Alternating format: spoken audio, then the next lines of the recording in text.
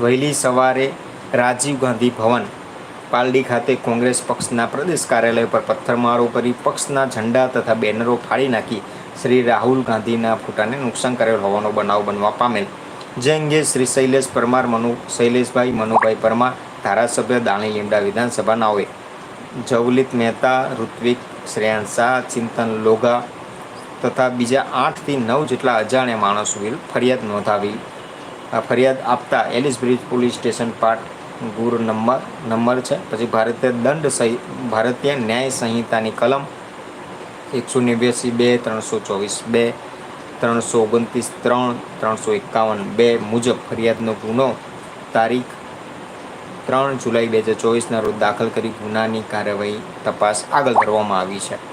તો આ હતી કોંગ્રેસની વાત કે જે ગુજરાત કોંગ્રેસ કાર્યાલય ખાતે ભાજપના ટોળાએ હુમલો કર્યો. પોલીસે બંને તરફી જે જણાવવાનું છે પોલીસે જણાવી દીધું છે. અને સૌથી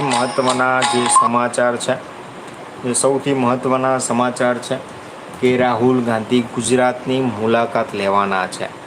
તો રાહુલ ગાંધી ગુજરાતની મુલાકાત લેવાના છે 6 તારીખે, આજે સોમવાર. ઓકે, તો રાહુલ ગાંધી ગુજરાતની મુલાકાત લેવાના છે કે લોકસભામાં વિપક્ષના નેતા રાહુલ ગાંધી 6 જુલાઈએ શનિવારે ગુજરાતની મુલાકાતે આવવાના છે.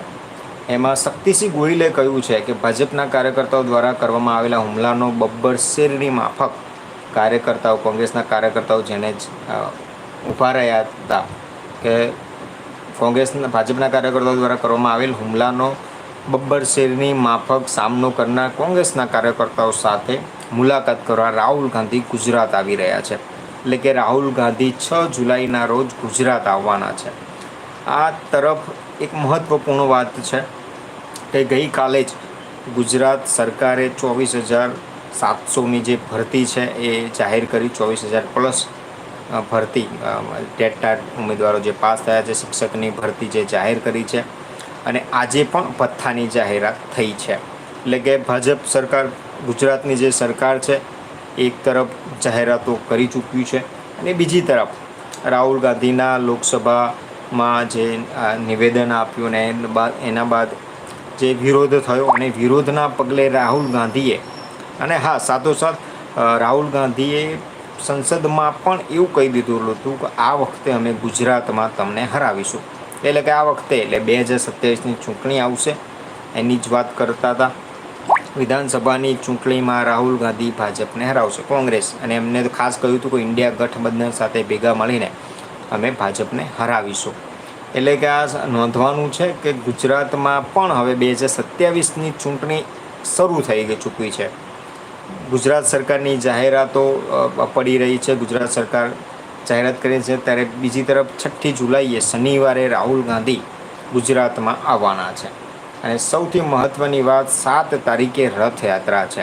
અમદાવાદમાં ભગવાન જગન્નાથની રથયાત્રા નીકળતી હોય છે.